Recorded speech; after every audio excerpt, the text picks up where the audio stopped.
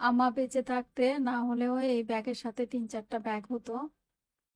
বাস আমাদের ছেড়ে চলে যায়নি কিন্তু ট্রেনটা ঠিকই আমাদের ছেড়ে চলে যাচ্ছে।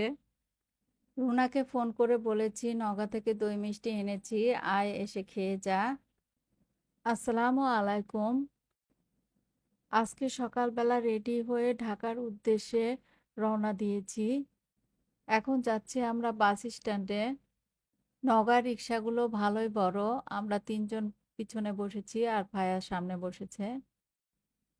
এই বাসে করে আমরা ঢাকা যাব। ভাউজার আব্বু বড় ব্যাগটা বাসের বক্সের মধ্যে রাখছে। আমরা নওগাঁ আসার সময় যে ব্যাগটা সঙ্গে এনেছিলাম, নওগাঁ থেকে যাওয়ার সময় ওই ব্যাগটাই শুধু সঙ্গে যাচ্ছে। আম্মা বেঁচে থাকতে না হলেও এই ব্যাগের সাথে ৩-৪ টা ব্যাগ হতো। আমরা সবাই বাসে উঠে বসেছি। এখনই বাস ছেড়ে দিবে। আম্মা মারা যাওয়ার পর প্রথম নওগাঁ এসেছিলাম।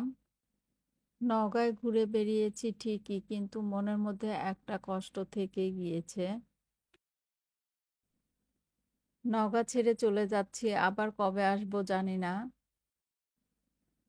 যমুনা সেতু আসার আগে ফুটবিলে যে আমাদের বাস থামিয়েছে। সকালবেলা তেমন কিছু খেয়ে আসিনি, তাই হালকা কিছু খাবার অর্ডার করেছি। বাস দাঁড়াবে মাত্র ২০ মিনিট। সবাই হাত মুখ ধুয়ে আস্তে আস্তে প্রায় ১৫ মিনিটের মতো পার হয়ে গিয়েছে। ৫ মিনিটের মধ্যে আমরা নাকে মুখে গুজে তাড়াতাড়ি দৌড় দিয়েছি। এসে দেখি বাসের সব যাত্রী উঠে গিয়েছে, বাস আমাদের জন্য দাঁড়িয়ে আছে। আলহামদুলিল্লাহ বাস কিন্তু আমাদের ছেড়ে চলে যায়নি। এবার এখানে টোল দিয়ে আমরা যমুনা সেতুতে উঠতে যাচ্ছি। এই সেতুর উপর দিয়ে যে কতবার যাওয়া আসা করেছি তার কোনো হিসেব নেই, কিন্তু যতবারই উঠি মনে কেমন জানি আনন্দ লাগে।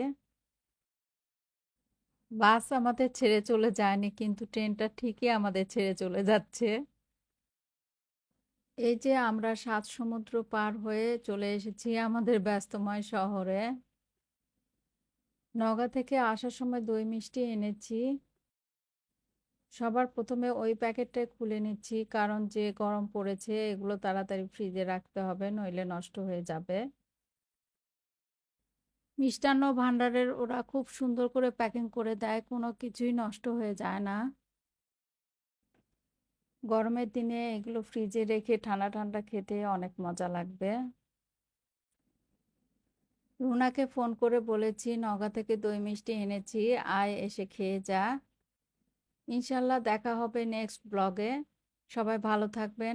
আজ এই পর্যন্তই। আল্লাহ হাফেজ।